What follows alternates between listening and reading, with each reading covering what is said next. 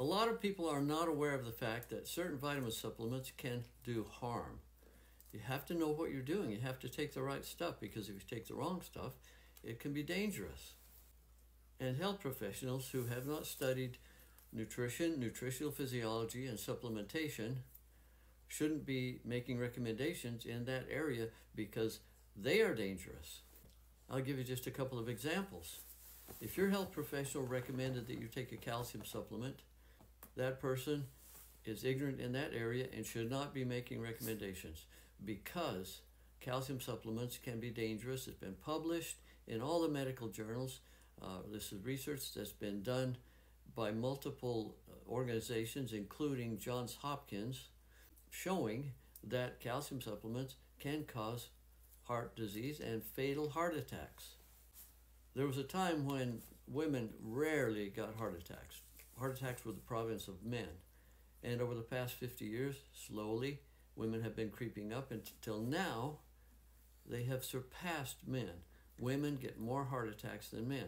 I believe that two of the reasons for that are, one, the calcium supplements that so many health professionals are recommending that women take for their bone health, and calcium supplements will do nothing for your bone health. And number two, the synthetic hormones that so many health professionals are prescribing. But back to vitamins. Another vitamin that can be dangerous is vitamin D. I've got a study here. The title says, "Largest ever clinical study on vitamin D shows we're wrong about a crucial benefit."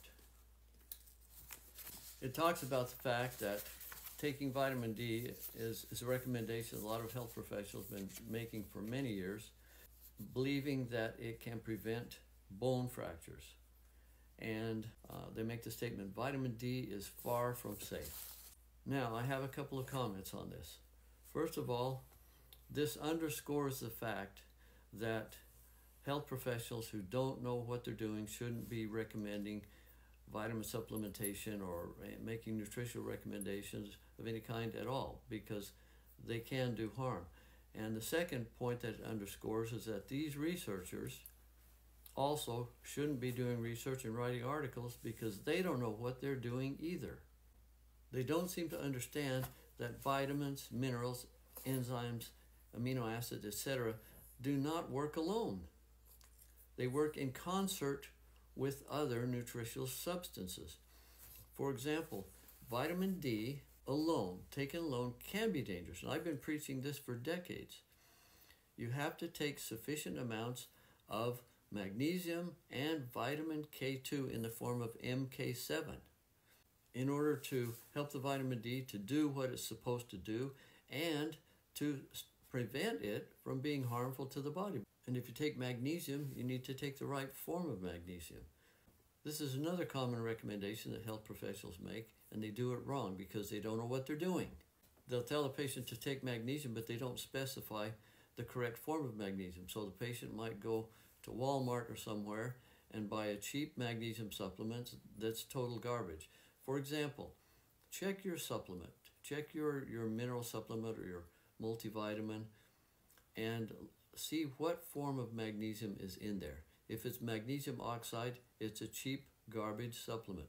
If you're taking vitamin K2, which everyone needs to, because 97% of the population or more, and I suspect it's more, is deficient in vitamin K2.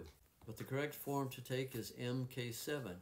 If you're taking MK4, it's pretty much worthless. If you're taking a calcium supplement, you're putting your health and your life in danger.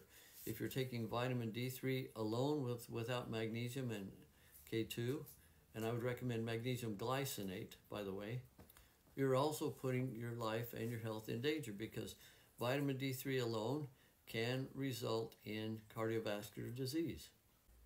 And if your health professional is relying on blood tests to see what your magnesium levels are, they're kind of worthless, because most of the magnesium in the body is not in the blood, it's inside the cells.